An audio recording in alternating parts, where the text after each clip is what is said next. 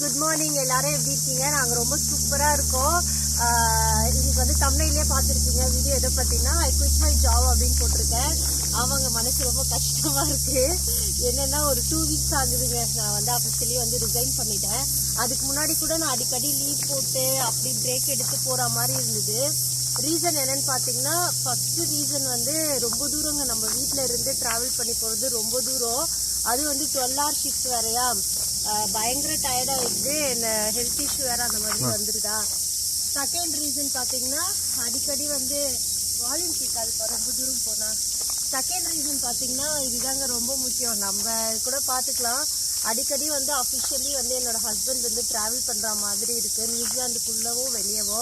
அதனால பசங்களை பார்த்துக்கிறது ரொம்ப கஷ்டமா இருக்குங்க. எப்படியோ மேனேஜ் பண்ணி தான் ஓட்டிட்டு வந்தோம். கொஞ்சம் கஷ்டமா தான் இருக்கு விட்டது. ஏன்னா ஃபர்ஸ்ட் வந்து கண்டுபிடிச்சி நம்ம இன்னொரு நாட்டுக்கு போய் வேலை பண்ணது எக்ஸ்பீரியன்ஸ் ரொம்ப சூப்பரா இருந்தது. அதை விடும் போது ரொம்ப கஷ்டப்பட்டேன். ஆனா வந்து என்னோட மேனேஜர் சொல்லியிருக்காரு, எப்போ உன்னோட எல்லாமே சால்வ் ஆகி வருதோ நீ திருப்பி வந்து ஜாயின் பண்ணிக்கலாம்னு சொல்லிட்டு.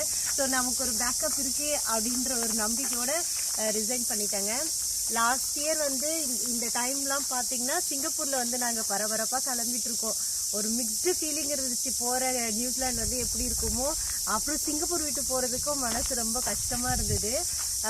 இந்த டைம்லாம் வந்து நாங்கள் கார்கோல எல்லாத்தையும் அனுப்பிட்டு வெயிட் பண்ணிட்டு இருக்கோம் நியூசிலாந்து வர்றதுக்கு.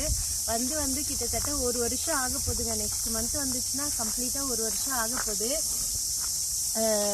அதை நினச்சி பார்க்கும்போது எப்படி போச்சுன்னே தெரியல. டைம் 1 year ஆயிடுச்சுங்க.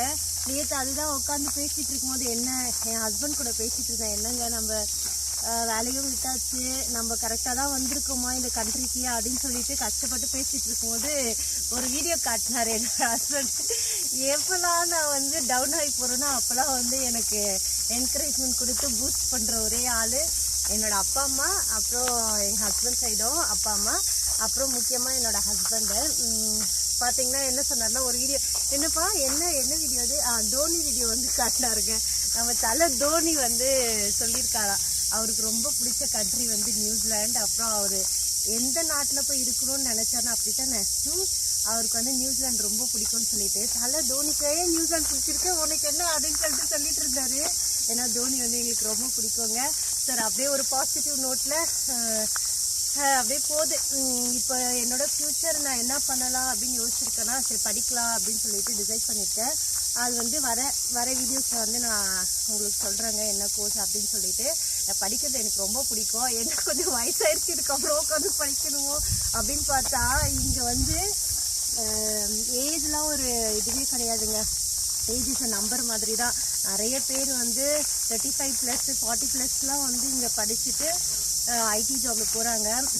ஐடி ஜாப்லனா ஒர்க் ஃப்ரம் ஹோம் கிடைக்கும், கொஞ்சம் ஸ்ட்ரெஸ் இருக்கும் தான். பட் நம்ம வந்து பசங்களையும் பார்த்துக்கலாம் அப்படின்ற ஒரு ஆப்ஷன் இருக்கிறதுனால சரி படிக்கலாம் அப்படின்னு சொல்லிட்டு டிசைட் பண்ணிட்டேங்க. சைமல்டேனியஸ்லி பார்ட் டைம் ஜாபும் அப்ளை பண்ணிகிட்ருக்கேன். ஆனால் ரொம்ப ரொம்ப கஷ்டமாக இருக்குங்க. ஒரு வேலையை விட்டுட்டு இன்னொரு வேலை நம்ம தேடும் போது இன்னொரு வேலை நமக்கு கிடைக்காத போது தான் ஐயோ ஏண்டா விட்டோம் அப்படின்னு ஒரு மனசில் படப்படன்னு இருக்குது. பட்டு கொஞ்சம் லேட்டாக தான் ஆகும் போல இருக்குது. இப்போ வந்து ஜாப் மார்க்கெட் வந்து ரொம்ப கவலைக்கிடமான நிலையில தான் இருக்குது. கிடைக்கிறது வந்து ரொம்ப கஷ்டமாக இருக்குங்க. கிடைச்சிருச்சுன்னா நான் வர வீடியோஸில் வந்து அப்லோட் பண்ணுறேன். ஸோ இந்த அப்டேட்டை தான் உங்களோட ஷேர் பண்ணிக்கணும்னு சொல்லிட்டு இதுக்கப்புறம் வந்து நான் வந்து ரெகுலராக வீடியோ போடுவேன் அப்படின்ற ஒரு நம்பிக்கை இருக்குது.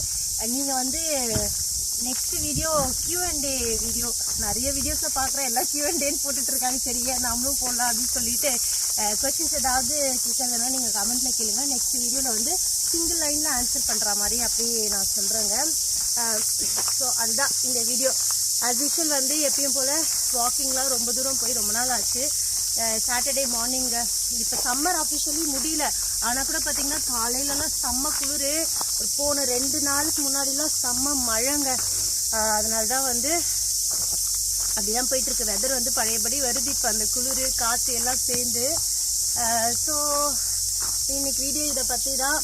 கொஷின்ஸ் வந்து நீங்கள் கமெண்ட்லேயே கேளுங்க, நான் வந்து ஆன்சர் பண்ணுறேன் கட்டாயம். இப்போ நார்மல் ரொட்டீனுக்கு நம்ம திருப்பி வந்தாச்சு. அதனால காலையிலேயே வந்து ஒரு லாங் வாக் போகலான்னு சொல்லிட்டு நானே என்னோட ஹஸ்பண்டும் வந்திருக்கோம். ஆஸ் யூஷுவல் போகிற வழி தான். இந்த ஃபாரஸ்ட்டுக்குள்ளே நுழைஞ்சி போயிட்டு அதுக்கப்புறம் நம்ம ரெகுலர் வேலையை வந்து பார்ப்போம். ஓகேங்க, இந்த வீடியோ உங்களுக்கு பிடிச்சிருந்தா மறக்காமல் லைக் பண்ணி ஷேர் பண்ணி சப்ஸ்கிரைப் பண்ணுங்கள். கொஷின்ஸுக்கு மறக்காமல் வந்து நீங்கள் கமெண்ட்டில் போடுங்க. நான் வந்து நெக்ஸ்ட் வீடியோவில் அதுக்கு ஆன்சர் பண்ணுறேன். Thank you, bye bye.